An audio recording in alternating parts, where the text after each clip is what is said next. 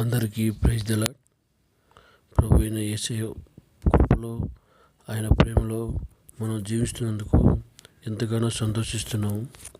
ఈరోజు కూడా మనం యథార్థత గురించి తెలుసుకుందాము. ఒకానొక సమయంలో ఒక ప్రాంతంలో ఒక వ్యాపారవేత్త హోల్సేల్ షాపు కలిగి ఉండేవాడు. అతని దగ్గర ఒక యవనస్తుడు సరుకులు కొనుక్కుంటూ ఉండేవాడు. ఆ యవనస్తుడు చాలా నిజాయితీపరుడు. మిగిలిన వారు సరుకులు తీసుకువెళ్ళి ఇవ్వవలసిన డబ్బులు సరిగా ఇవ్వకుండా ఏడిపిస్తూ ఉండేవారు. కానీ ఆ యవనస్తుడు మాత్రం అన్ని విషయాలలో చాలా నమ్మకత్వాన్ని కనపరిచేవాడు.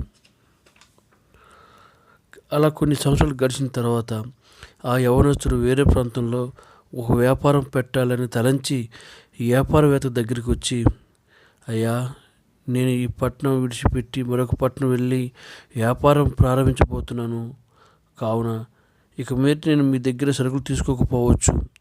ఇప్పటి వరకు నా పట్ల మీరు చూపించిన మంచితనాన్ని బట్టి నిండు కృతజ్ఞతలని చెప్పాను.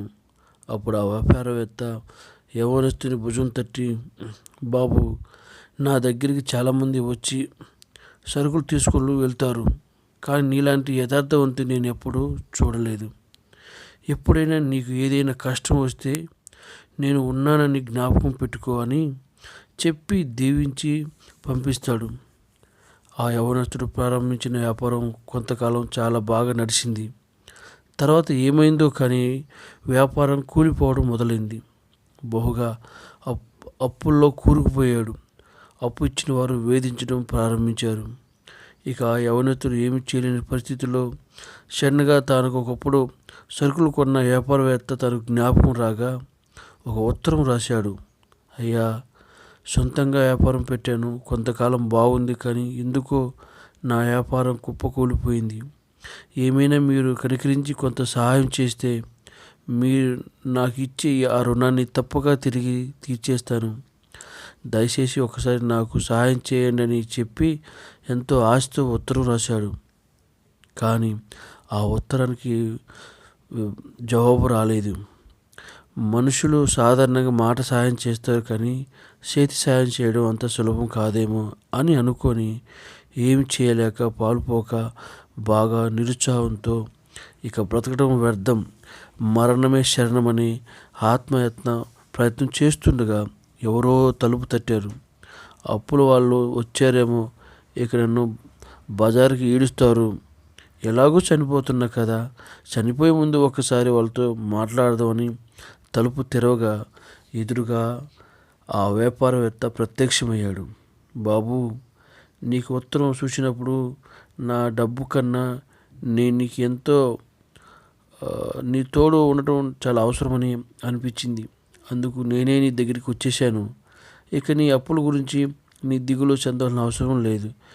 నేను ఈరోజు నీ ఇంట్లో అడుగుపెట్టాను, కానీ ఈ పట్టణానికి 3 రోజుల క్రితమే వచ్చి నీ అప్పులన్నిటికీ తీర్చివేశాను. అంతేకాదు, నా వ్యాపారంలో నిన్ను భాగస్తునిగా చేసుకుంటున్నాను అని అంటుంటే ఆ యవనస్తుని కళల నుండి కన్నీళ్లు జలజలా రాలాయి. బైబిల్ సెలవిస్తుంది, యథార్థవంతులు దీవించబడుదురు. యథార్థంగా నీతిని జీవించున్న ప్రియుడ, నీ కష్టాన్ని, నష్టాన్ని, బాధలను చూసి దిగులు పడకు, అధైర్యపడకు.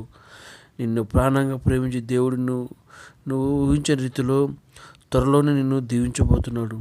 బైబిల్ చెప్తుంది, యథార్థవంతులకు బలపరచకు దేవుని కనుదృష్టి లోకమంతటా సంచారం చేయుచున్నది. కానీ యోసేపులో కూడా బాధ్యత ఉంది, యథార్థత ఉంది. యోసేపు ఐగుప్తు అంతటిపై అధికారిగా ఉన్నప్పటికీ అన్యాయంగా ఏది కూడబెట్టుకొనక సమస్తం ఫరోకు చెందినట్లు చేశాడు. యోబును చూసినట్లయితే శ్రమల్లో యథార్థత, నోటితో నేను తప్పు చేయలేదు. దానియేలును మనం చూసినట్లయితే ప్రార్థనలో యథార్థత, ప్రాణనైనా పోగొట్టుకుంటూ సిద్ధపడ్డాడు, కానీ ప్రార్థన మాత్రం మానలేదు. 3 యోధులు ఉండేవాళ్ళు, యవనస్తులు, షడ్రకు, మేషకు, అబేద్నెగోలు. విశ్వాసంలో యథార్థత. దానియేలు ఉండేవాడు, అన్యుల మధ్యలో విశ్వాసాన్ని కాపాడుకున్నాడు. మరి ప్రియమైన యవనస్తులారా, ప్రియమైన సహోదరులారా, మీరే విధంగా ఉన్నది? మీ జీవితం ఏ విధంగా నడుస్తున్నది ఈ లోకంలో? యథార్థాన్ని విడిచిపెట్టిన వారు ఉన్నారా? యథార్థాన్ని పట్టుకొని కష్టాల పాలవుతున్నారా? అయితే ఇబ్బంది లేదు, దిగులు పడకండి. దేవుడు మిమ్మల్ని దీవించుటకు సిద్ధంగా ఉన్నాడు. త్వరలోనే మనల్ని దీవించబోతున్నాడు. దేవుడు ఈ వాక్యాన్ని దీవించి ఆశీర్వదించి గాక. మిమ్మల్ని దేవుడు బహుగా అభివృద్ధి చెంది దీవించాలని కోరుకుంటున్నాను. మీ మోజేసు.